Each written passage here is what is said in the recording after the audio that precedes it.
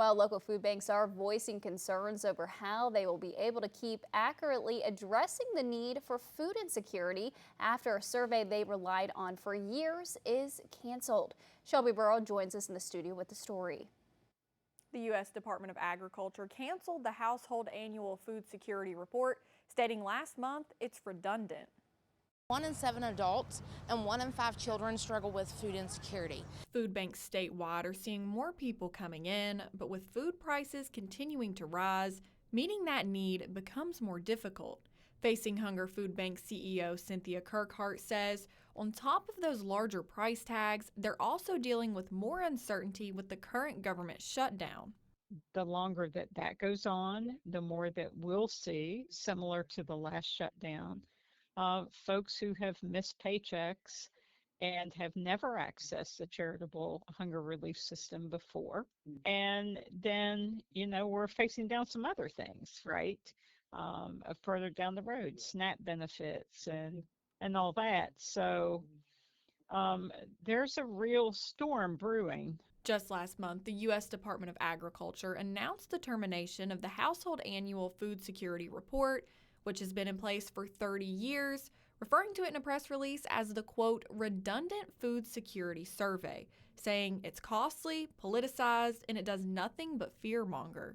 The cost of food is much higher even for us. So our dollars don't go as far. And without that donated product support from USDA and that product being based on good data, we're all going to fall down a little bit. But Kirkhart says this annual survey is a way for food assistance programs nationwide to address the need as accurately as possible. It provides these programs with data to determine which areas are struggling with hunger most. The absence of that kind of, really in-depth reporting just means that maybe we're missing the mark on what food insecurity is looking like in this country, across the country, as well as right here in our own backyards. And if we don't have good data, at the end of the day, we're not providing the best services on behalf of the communities at the center of our work. She says, despite uncertainties, food banks statewide are continuing their mission to feed the most vulnerable.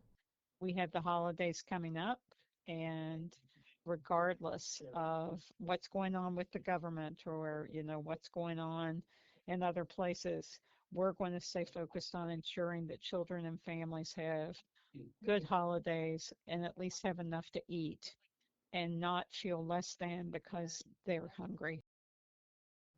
The USDA does not specify how much this study costs. Live in the studio, Shelby Burrow, Eyewitness News.